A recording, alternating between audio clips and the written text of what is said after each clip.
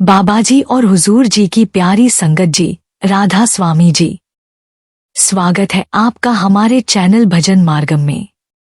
सबसे पहले तो आप सभी के अंदर विराजमान उस परमपिता को कोटि कोटि नमन। संगत जी, आत्मा की इस प्रेममय यात्रा में हम सबकी एक ही चाहत होती है कि हम अपने प्यारे बाबाजी के हुक्म के अनुसार भजन सुमिरन करें, मालिक से जुड़े, उसकी याद में अपना समय बिताए ताकि एक दिन वह खुद हमें अपने घर ले जाने आ जाएं। यह यात्रा इतनी सुंदर और पवित्र है कि जब भी सत्संगी भाई बहन अपने अनुभव साझा करते हैं तो मन के भीतर भी एक तीव्र लालसा जाग उठती है कि काश हम भी उस अवस्था तक पहुंच पाएं जहां साधक को सद्गुरु के अंतर से दर्शन होते हैं और सद्गुरु स्वयं अपनी उपस्थिति का एहसास कराते हैं। ऐसे ही एक जिज्ञासु साधक ने बड़ी विनम्रता से प्रश्न किया कि वह भी सद्गुरु से मिलन की तड़प रखता है, अपने मुर्शिद का सच्चा मुरीद बनना चाहता है और बाबाजी का बुल्ले शाह बनकर प्रेम और समर्पण में खो जाना चाहता है, तो इसके लिए उसे क्या करना चाहिए? सिमरन करते समय किन बातों का ध्यान रखने से सफलता मिल सकती है? संगत जी, यह सवाल सुनने में जितना साधारण लगता है उतना ही गहराई में उतरकर हमें आत्मा के सूक्ष्म रहस्यों और मन की परतों तक ले जाता है।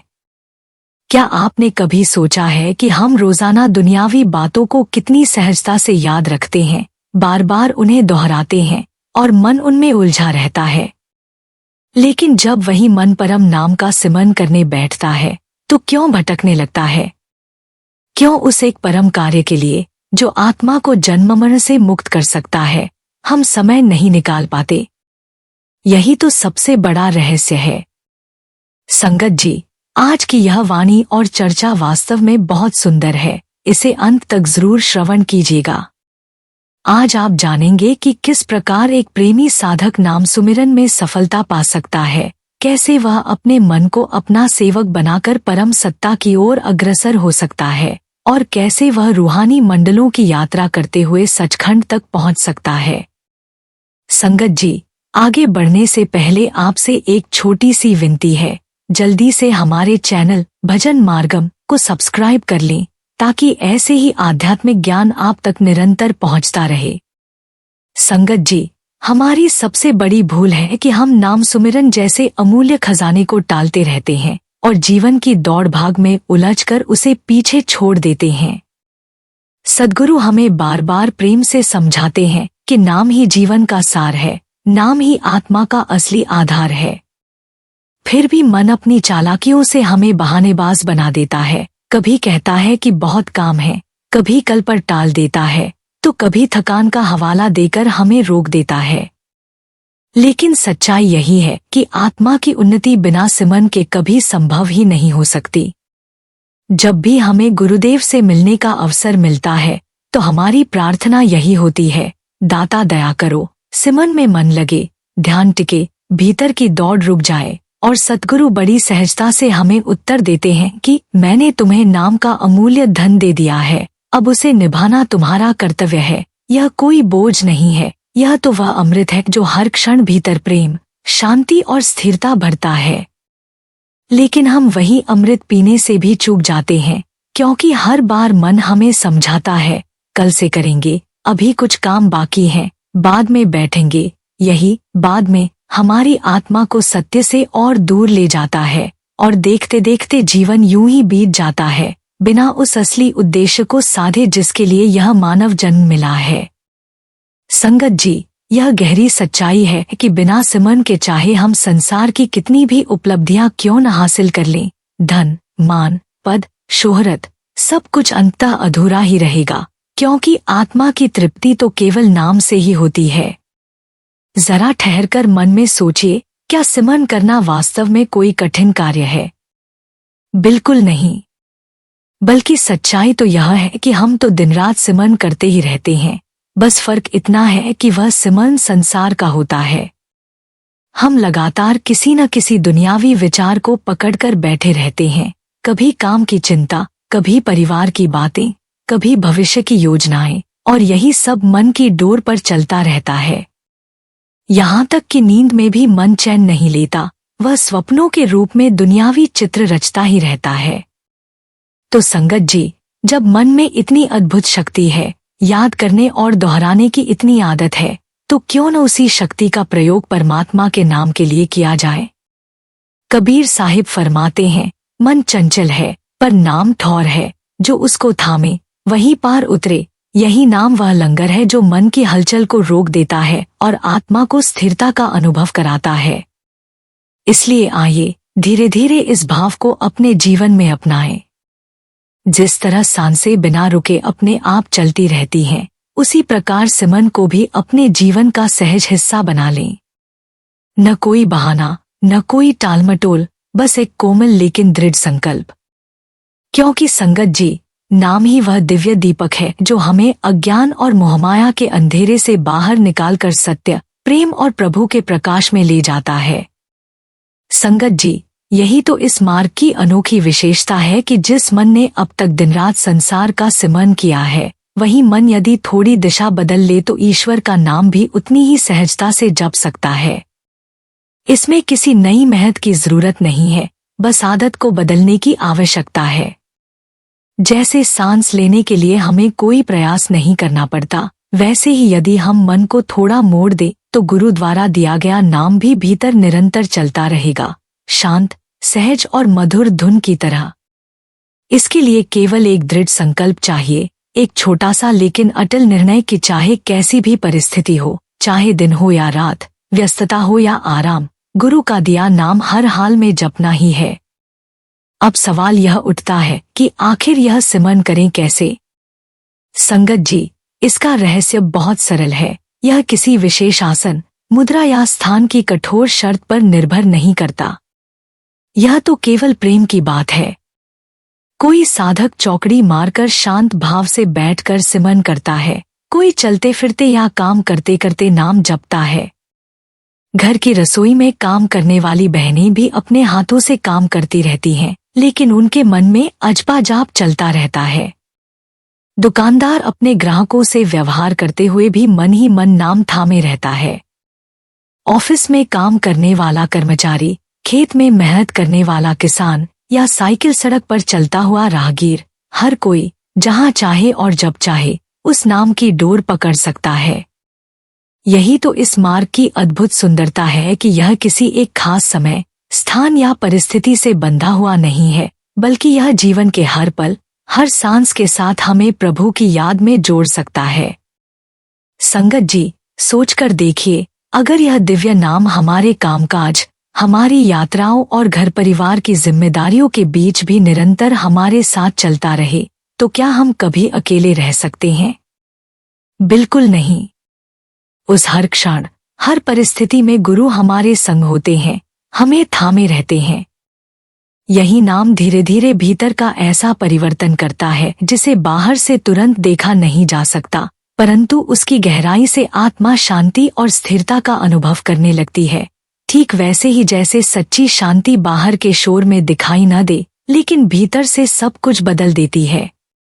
सिमरन कोई सीमित साधना नहीं कि केवल बैठकर, आंखें बंद करके ही हो सके। यह तो जीवन की हर अवस्था में, हर सांस में और हर धड़कन में हमारे साथ चल सकता है।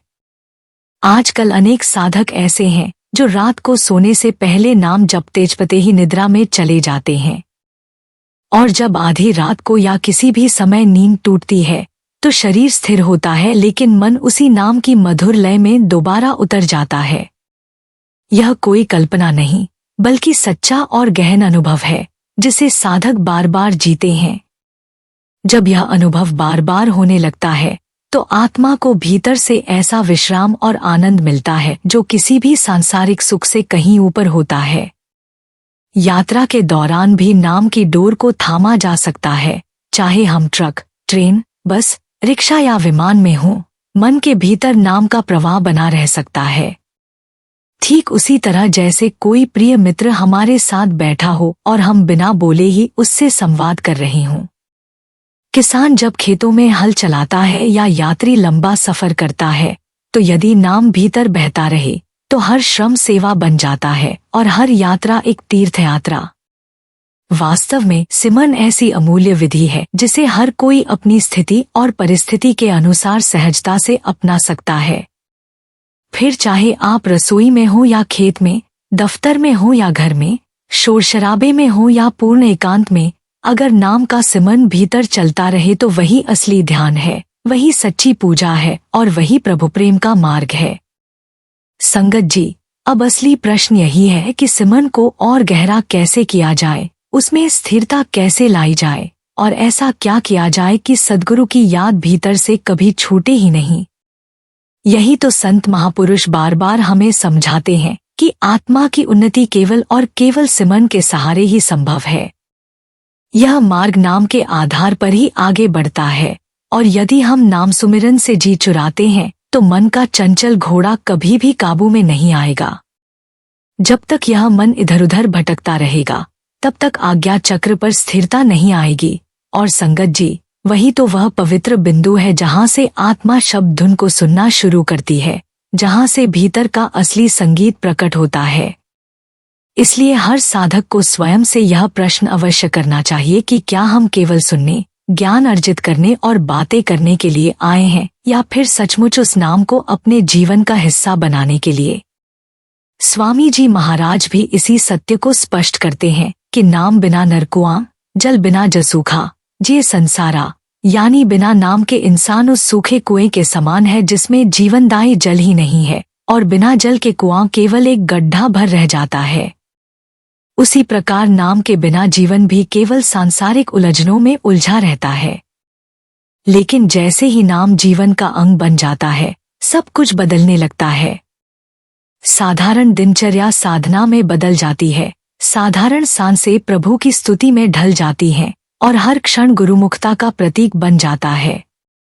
तब जीवन केवल जीना नहीं रह जाता बल्कि एक रूहानी यात्रा बन जाता है जो हमें धीरे धीरे अपने सद्गुरु और मालिक तक ले जाती है।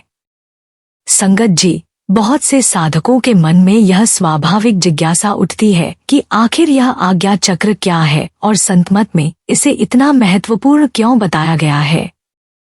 संत जन प्रेमपूर्वक समझाते हैं कि आज्ञा चक्र वही स्थान है जहाँ प्राचीन परंपरा में महिलाएं बिंदी लगाती हैं, दोनों भौहों के बीच का वह सूक्ष्म केंद्र जहाँ आत्मा का रथ खड़ा होता है।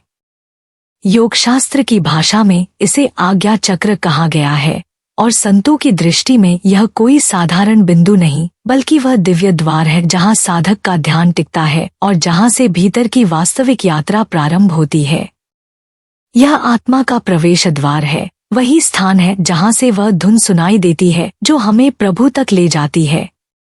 लेकिन संगत जी, यह ठहराव और स्थिरता तभी प्राप्त होती है जब सिमरन नियमित रूप से और सच्चे भाव से किया जाए।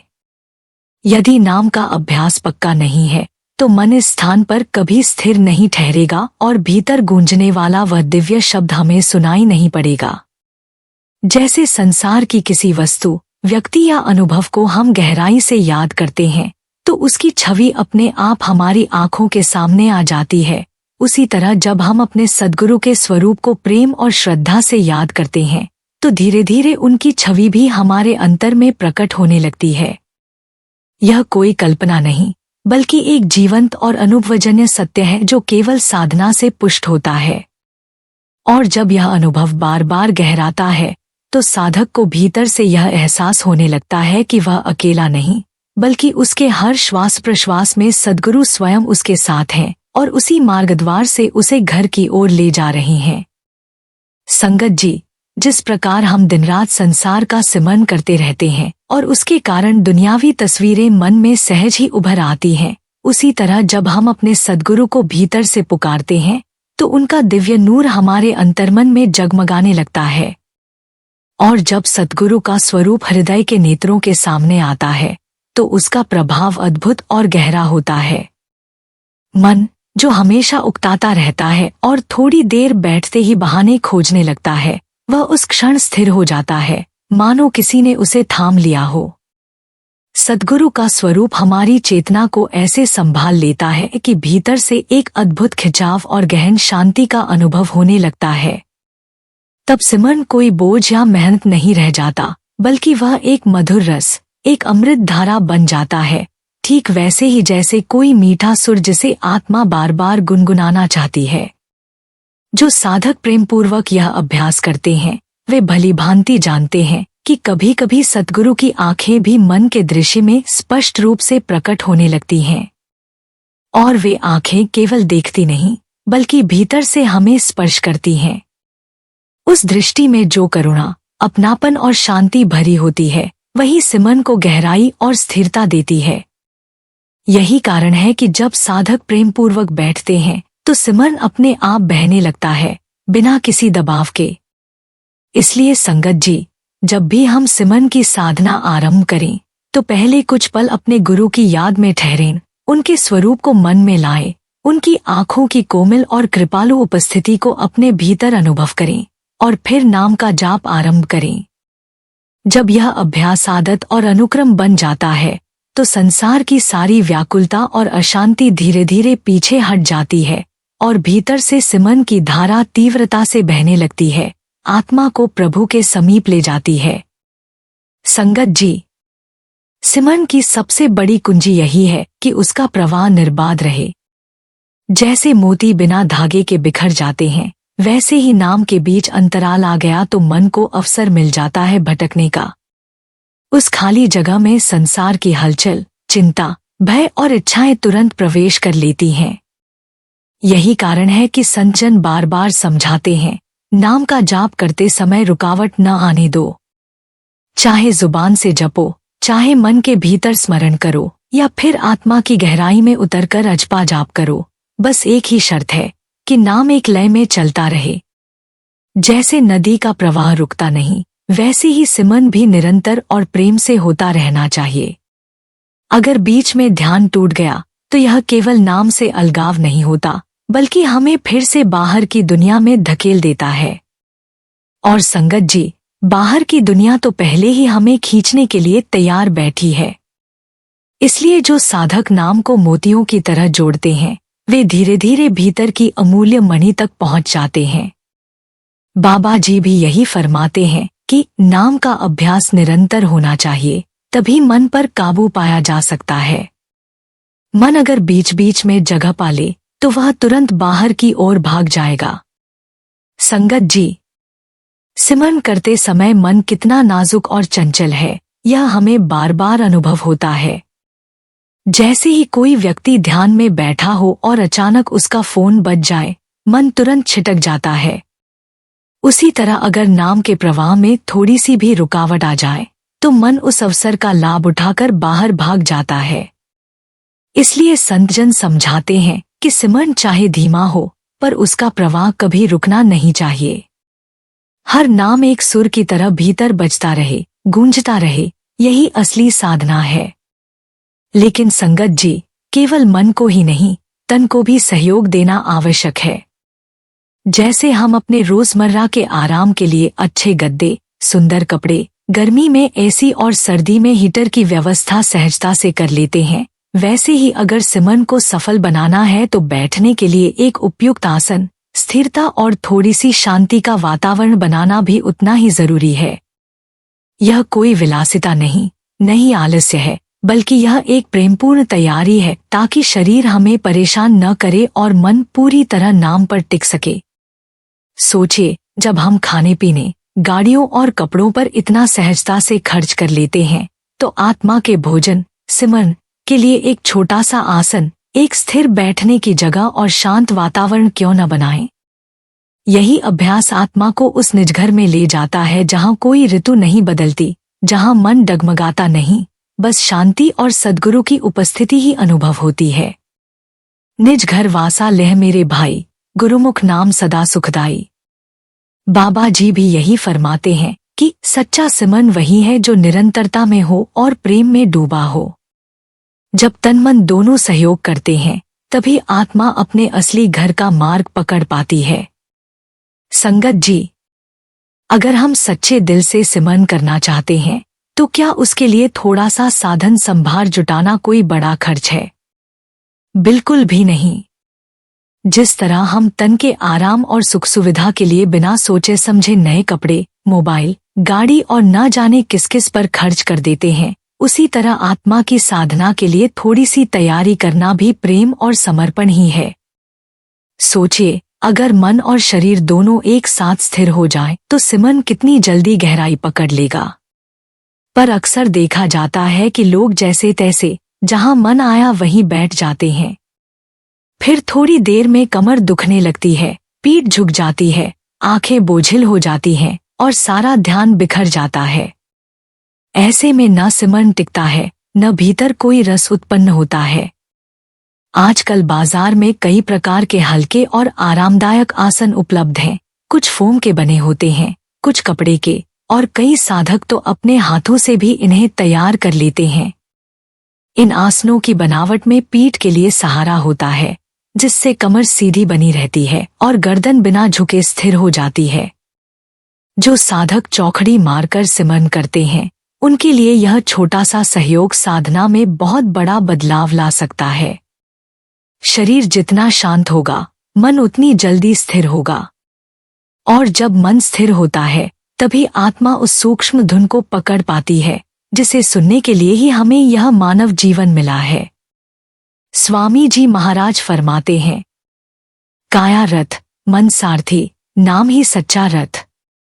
साधना कोई बाहरी दिखावा नहीं, यह तो अंतर की यात्रा है। और इस यात्रा में अगर तन भी सहज हो जाए, तो मन और आत्मा दोनों गहराई में उतरने लगते हैं। यही तैयारी साधना को सरल, सहज और सुखद बना देती है। संगत जी, यही सच्चा आरंभ है। जब आसन सहज हो और शरीर स्थिर हो जाए, तब आत्मा का रुख अपने आप भीतर की ओर मुड़ने लगता है। उस समय साधक न थकता है, न ऊबता है, बल्कि अधिक देर तक एक ही स्थिर भाव से सिमरन में बैठा रह सकता है। गर्दन सीधी रहती है, सांसें स्वाभाविक चलती हैं और मन डगमगाए बिना टिकता है। धीरे धीरे भीतर एक शांत रस उतरने लगता है, जो साधना को बोझ नहीं रहने देता बल्कि आनंद बना देता है। यह कोई कल्पना नहीं, बल्कि अनुभव की हुई बात है। जिसने भी इस विधि को अपनाया है, उसने अपने भीतर गहरा फर्क महसूस किया है, मानो आत्मा ने भीतर प्रवेश का द्वार पा लिया हो। इसीलिए मैं बार बार आग्रह करती हूँ कि जब भी सिमरन करने बैठें, तो अपने लिए एक ऐसा स्थान चुनें जहाँ तन, मन और आत्मा तीनों को विश्राम मिल सके। वातावरण जितना शांत होगा, उतना ही भीतर उतरना सहज होगा। बैठने से पहले थोड़ी सी तैयारी अवश्य करें। हाथ मुंह धो लें, चेहरे पर ठंडे पानी के छींटे डालें, आंखों को ताजगी दें। ये छोटी छोटी बातें बाहर की थकान मिटाकर भीतर की ऊर्जा को नया कर देती हैं। और फिर जब बैठें तो तुरंत नाम जपना शुरू न करें। पहले मन को गुरु की गोद में बैठाइए। थोड़ी देर अपने सद्गुरु के स्वरूप को आंखों के सामने लाएं। उनकी करुणामयी दृष्टि को अपने हृदय में बसाइए। जब सद्गुरु की छवि स्पष्ट होने लगे और उनकी आंखें आपकी आंखों से मिल जाएं, तब सिमरन शुरू कीजिए। देखिएगा, उस क्षण सारा वातावरण बदल जाएगा। मन उसी भाव में रंग जाएगा और सिमरन गहराई पकड़ लेगा। यही वह बिंदु है जहां सिमरन एक साधारण जप से ऊपर उठकर प्रेम का जीवंत अनुभव बन जाता है। संगत जी, यही भावनाएं हमारे रोजमर्रा के कामों में भी सहज रूप से उतर सकती हैं। जो माताएं बहनें घर में सेवा करती हैं, रसोई में भोजन बनाती हैं, परिवार की देखभाल करती हैं, यदि वे यह भाव रखें कि यह केवल घर का कार्य नहीं, बल्कि सद्गुरु की सेवा है, तो साधारण काम भी भक्ति बन जाता है। जैसे गुरुद्वारे में लंगर बनाना केवल खाना पकाना नहीं, बल्कि सेवा और प्रेम का कार्य है, वैसे ही यदि रसोई प्रेम और श्रद्धा से हो तो हर निवाला प्रसाद बन जाता है। अगर बर्तन मांजे जा रहे हैं और मन में यह भाव रखा जाए कि यह भी गुरु परंपरा की सेवा है, तो वह काम भी साधना का रूप ले लेता है। संतों ने बार बार समझाया है कि जब कर्म भाव से जुड़ जाता है तो वह केवल कर्म नहीं रहता, बल्कि पूजा बन जाता है। कबीर साहिब भी कहते हैं, कर्म करत कर जो करे, मन ना करे विकार।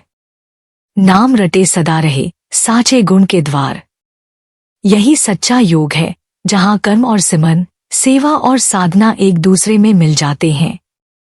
जो लोग दिन भर घर की जिम्मेदारियों में लगे रहते हैं, खाना बनाना, सफाई करना, बच्चों को संभालना, उन्हें यह याद रखना चाहिए कि सेवा केवल मंदिर या गुरुद्वारे में जाकर ही नहीं होती। घर की सेवा भी यदि सद्गुरु के स्मरण के साथ की जाए तो वही साधना बन जाती है। जब भी हाथ किसी काम में लगे हों, मन को धीरे धीरे सद्गुरु की ओर मोड़िए। जैसे ही उनका स्वरूप मन में आता है, भीतर एक कोमल उपस्थिति महसूस होने लगती है और वहीं से सिमरन की शुरुआत होती है। सोचिए, यदि रसोई बनाते समय यह भाव आ जाए कि यह भोजन मालिक की संगत के लिए है, तो हर बर्तन से भक्ति झलकने लगेगी और हर व्यंजन प्रसाद बन जाएगा। संगत जी, जो साधक चलते फिरते सिमरन करते हैं, उन्हें विशेष सजगता रखनी चाहिए, क्योंकि यह संसार बार बार हमारे मन को अपनी ओर खींचता रहता है। जब भी ध्यान किसी उलझन या दुनिया की हलचल में फंसने लगे, बस एक क्षण ठहरिए और अपने मन को पुनः सद्गुरु के स्वरूप की ओर मोड़ दीजिए। यही अभ्यास धीरे धीरे आदत बन जाता है और तब नाम अपने आप भीतर चलता रहता है, जैसे शांत और निरंतर बहती हुई नदी की धारा। अगर आप दुकान पर काम कर रहे हैं, ऑफिस में बैठे हैं या किसी नौकरी में व्यस्त हैं, तो इस भाव को अपनाएं कि यह जगह मेरी नहीं, यह सब सद्गुरु की है और मैं केवल उनका सेवादार हूँ। जब यह भावना मन में बस जाती है, तो हर कार्य, हर लेनदेन, हर फोन कॉल, हर बातचीत सेवा में बदल जाता है। इसी बीच सिमरन चलता रहता है और भीतर अजीब सी तृप्ति और संतोष की अनुभूति बनी रहती है। आप भी इसे अनुभव कर सकते हैं। चाहे साइकिल चला रहे हों, स्कूटर या मोटरसाइकिल, आंखें खुली रहें, लेकिन मन भीतर सद्गुरु के नाम से जुड़ा रहे, उनका रूप मन में बसा रहे। यही सच्ची और सरलतम साधना की विधि है। रात को सोने से पहले बस एक पल ठहरिए और अपने दिन पर दृष्टि डालिए, क्या आज मेरा मन गुरुदेव से जुड़ा रहा? और फिर निद्रा में उतरते समय सिर्फ उनके स्मरण में डूब जाइए। संगत जी, इन सभी बातों का उद्देश्य केवल यह है कि हम सिमरन को अपनी जीवन की स्थायी आदत बना लें, क्योंकि जब सिमरन हमारी जीवन धारा में स्थिर होगा तभी हम परमार्थ की राह पर सच्चे कदम बढ़ा सकते हैं। यदि यह साधना हम छोड़ देंगे तो वही पुराना चक्र, वही 84 जन्मों की उलझनें हमें फिर घेर लेंगी। इसलिए मेरी आपसे करुणापूर्ण अपील है, यदि यह वीडियो, यह बातें और यह भाव आपके हृदय को छू रहे हैं, तो हमारे चैनल भजन मार्गम को सब्सक्राइब कीजिए, इस वीडियो को लाइक करें और दूसरों तक साझा करें। और हाँ, यदि आपके मन में कोई प्रश्न है, साधना से जुड़े हो या जीवन से, तो कृपया कमेंट में लिखें, हम प्रेमपूर्वक उत्तर देंगे। अंत में संगत जी, बस यही कहूंगी, नाम के बिना जीवन ऐसे है जैसे दीप बिना बाती, और जब दीप जलता है तभी अंधेरी रात में मार्ग दिखाई देता है। थोड़ी देर ठहरिए, भीतर सुनिए, शायद कोई धीमी लेकिन अत्यंत प्यारी आवाज अभी भी आपको पुकार रही हो। राधा स्वामी जी।